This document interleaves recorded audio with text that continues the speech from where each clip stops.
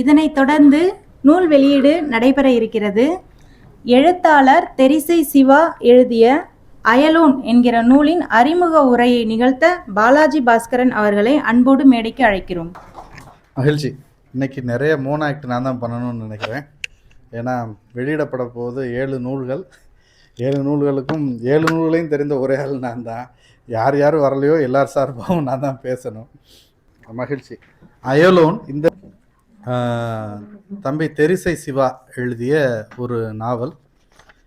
தெரிசை சிவா திருநெல்வேலி வட்டார வழக்கு, நாகர்கோவில் வட்டார வழக்கில் தெரிசனாங்கோப்பு இன்னும் குறிப்பிட்டு சொன்னால் அந்த வட்டார வழக்கில் எழுதக்கூடிய ஒரு எழுத்தாளர்.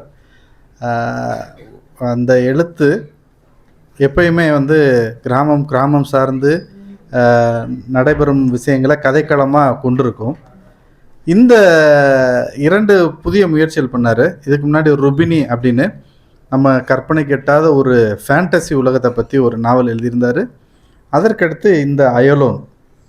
இந்த நாவல் எப்படின்னா, வெளி கிரகங்களில் வாழும் உயிர்கள், வெளிக்கிரகவாசிகள் அப்படின்ற ஒரு ஆராய்ச்சியும் அது குறித்த நம்பிக்கையும் நாம் வாழும் சமூகத்தில் தொடர்ந்து இருந்துகிட்டே இருக்குது. அது ஒரு பக்கம் அது ஒரு கதைக்களமாக இருக்கும். இன்னொரு பக்கம்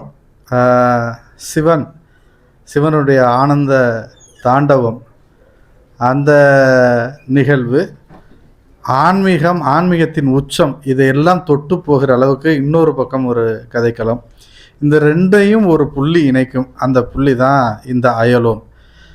இதை ஒரு துப்பறியும் நாவலாக கொள்ளலாம், ஒரு ஞான ஒளி தருகிற ஆன்மீக நாவலாகவும் கொள்ளலாம், இல்லை வெளி கிரகவாசிகள், வெளி கிரக உயிர்களை பற்றிய ஆய்வாகவும் கருதலாம். இது எல்லாத்தையும் கலந்த கலவையாகத்தான் இந்த அயலோன் என்கிற நூல் அமைஞ்சிருக்கு. இதை வாசித்து முடிக்கும்போது கண்டிப்பாக உங்களுக்கு ஒரு வேறுபட்ட ஒரு அனுபவத்தை இந்த நாவல் தரும் அப்படிங்கிற நம்பிக்கை எனக்கு இருக்குது. ஏன்னா 3 தடவை நான் வாசிச்சிருக்கிறேன் ப்ரூஃப் பார்க்குறக்கு. அவ்வளோ சிறப்பாக இந்த நூல் வந்திருக்கு. நம் கேலக்ஸி வெளியிட்ட நூல்களில், சிறப்பான நூல்களில் இதுவும் ஒன்றாக நான் சொல்லுவேன். இது இப்போதைக்கு இந்த அறிமுகம் போதும். நீங்கள் வாசிச்சுட்டு நீங்கள் சொல்லுங்கள், கேட்கலாம். நன்றி.